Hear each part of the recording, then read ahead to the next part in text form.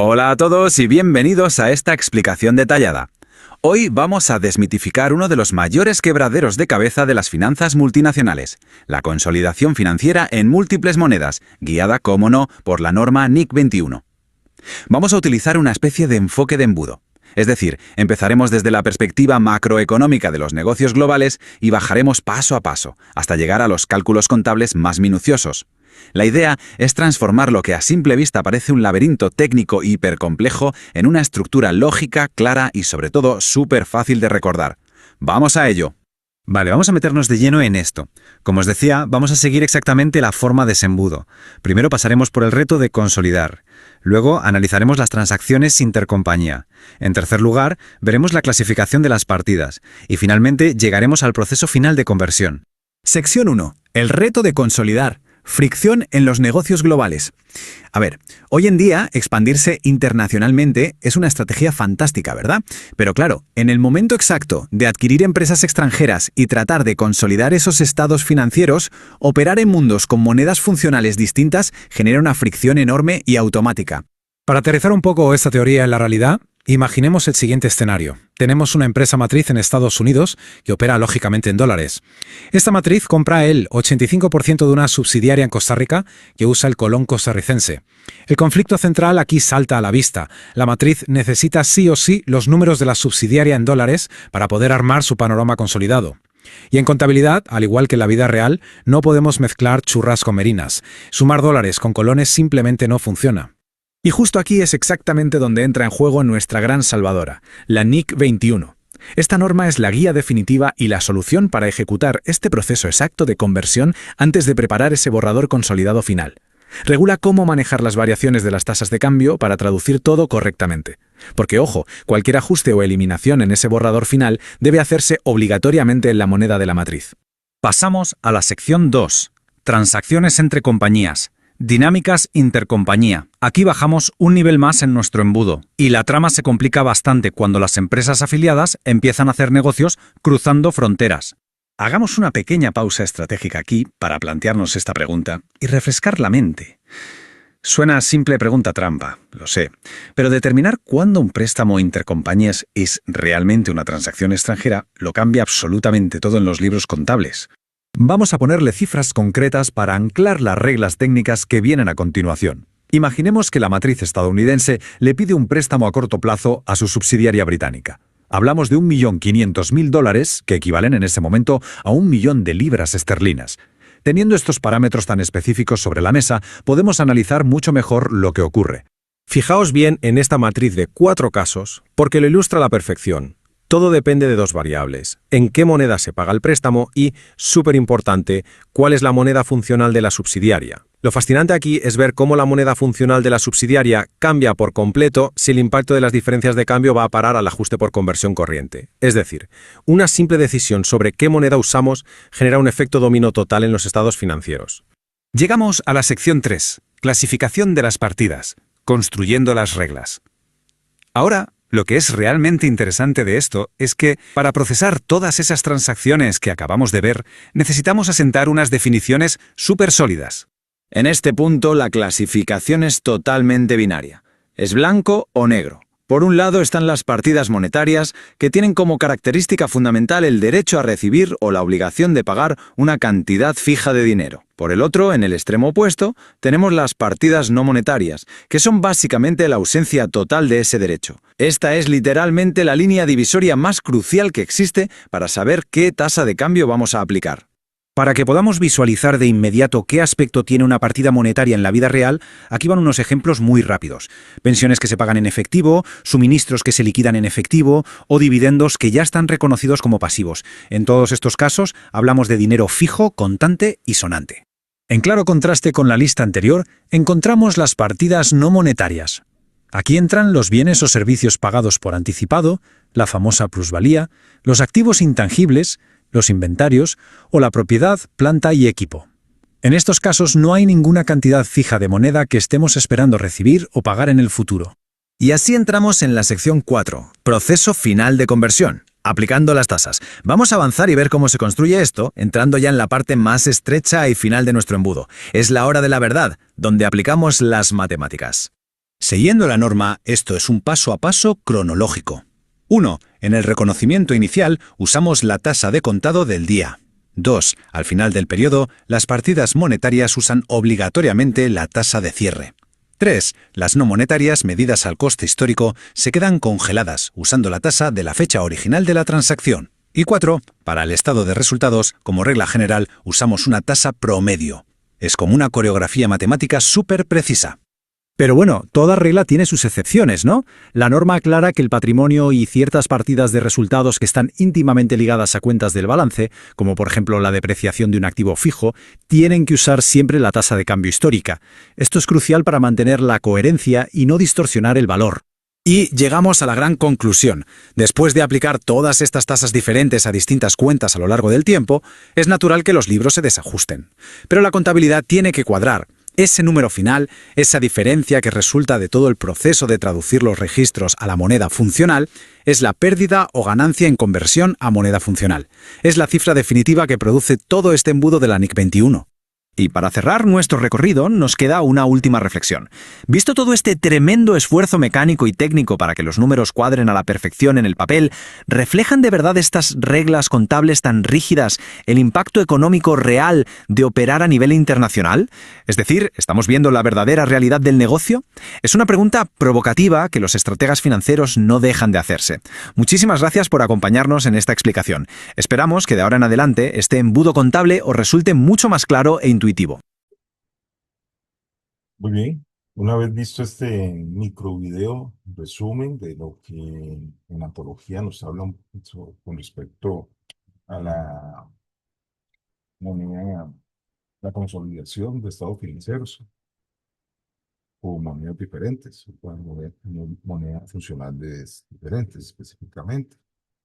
Hemos visto este resumen donde nos habla de elementos sumamente importantes, como por ejemplo que la 21 es una norma fundamental para poder hacer este tipo de tratamiento, ya que es un proceso que permite el proceso de conversión estructurado para transformar los datos de la subsidiaria a la moneda de la matriz, dentro de los cuales pues, se deben realizar ajustes y eliminaciones, igual como normalmente lo hemos hecho con los demás eh, eh, ejercicios prácticos, ¿verdad? Ejercicios de prácticas diferentes ahí, con el mismo proceso. Aquí, fundamental, ¿verdad? Tenemos que identificar, tener claras las partidas monetarias, las partidas no monetarias, las cuales van a jugar un papel muy importante también en el tratamiento de la moneda, ¿verdad? Partida, decía el video, y así está dentro del escrito, dentro del documento que les envié, el momento del conocimiento inicial de las transacciones. Pues habla que las partidas monetarias a la tasa de cierre, las no monetarias a la tasa de fecha de transacción original y las no monetarias de valor razonable a la tasa de la fecha de medición de valor razonable. Son aspectos generales que nos explican el contexto, ¿verdad? También el tratamiento pues, de algunos elementos importantes en términos generales en cuanto al estado financiero, estado de situación financiera, partidas no monetarias, a tasa de cierre, como mencionamos. Tenemos tres en el estado de situación financiera, afectan la categoría monetaria, no monetaria el costo histórico, las no monetarias el valor razonable, cada uno con su determinada tasa en el patrimonio de todas las partidas, la tasa histórica, fecha que definió la partida, estado de resultados, en parte tenemos prácticas generales, la tasa promedio, simplificación práctica.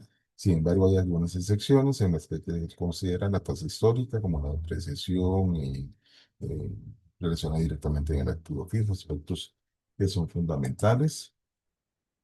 Bueno, nos dan ahí una explicación de un ejemplo que ya especialmente lo vimos en el video, y lo importante, ¿verdad? Tener claro el caso. El caso 5, en la práctica 5 estamos relacionados con el caso, con lo que uno denomina aquí caso 4. Dólar estadounidense, transacción extranjera, no aplica, casa matriz, no aplica. Entonces, ahí acerca unas distinciones. Ya esto es un recordatorio de lo que ustedes vieron en contabilizaciones especiales. Yo os traje esta información de la antología del 2023 específicamente. Entonces, busqué aquí un poquito de información para traérselas y que ustedes pues recordaran, ¿verdad? Y el elemento, el motor, ¿verdad? Que nos habla ahí el video, específicamente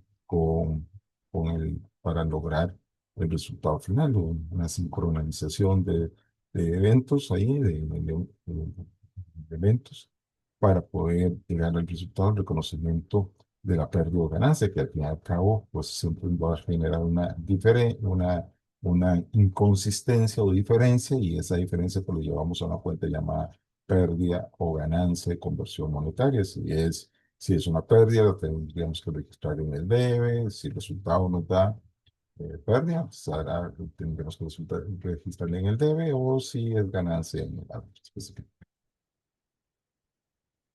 Con esto, pues vamos a pasar ya a la solución de la práctica 5.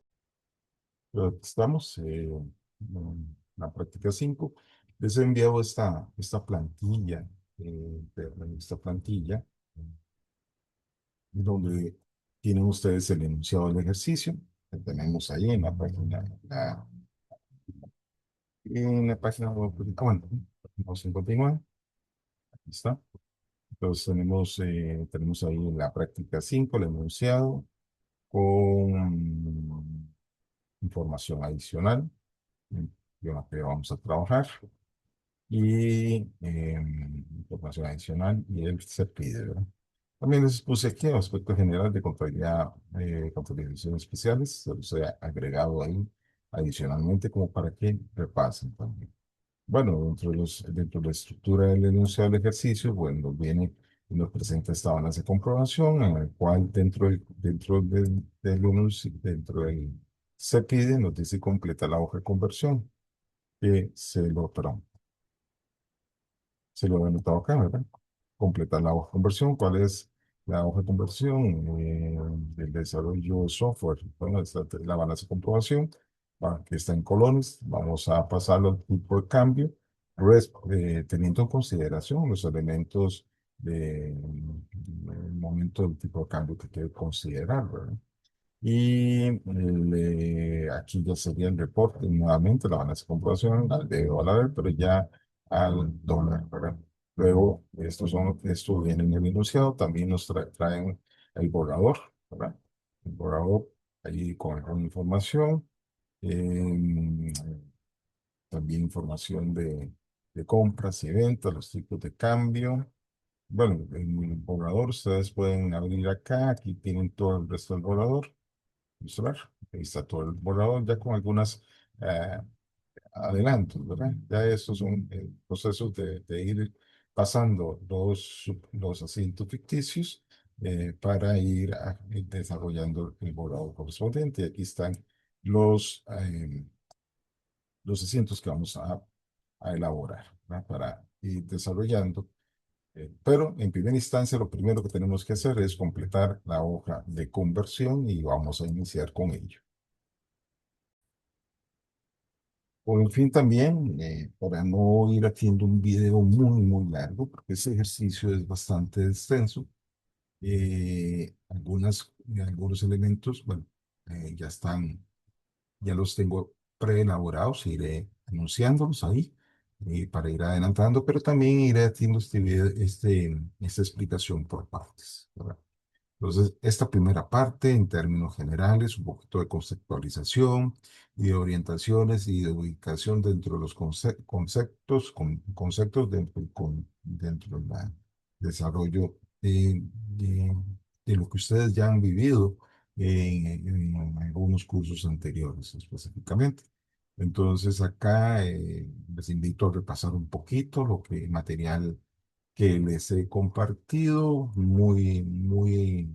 he extraído elementos fundamentales, importantes para el desarrollo de este ejercicio, y bueno, tomarlo en consideración para efectos de, de, de las prácticas, ¿verdad? Entonces, de momento, antes de continuar con él, con el punto número 1 del se pide.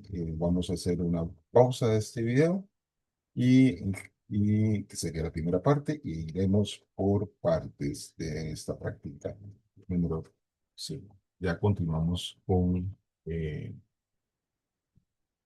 la solución de la práctica 5.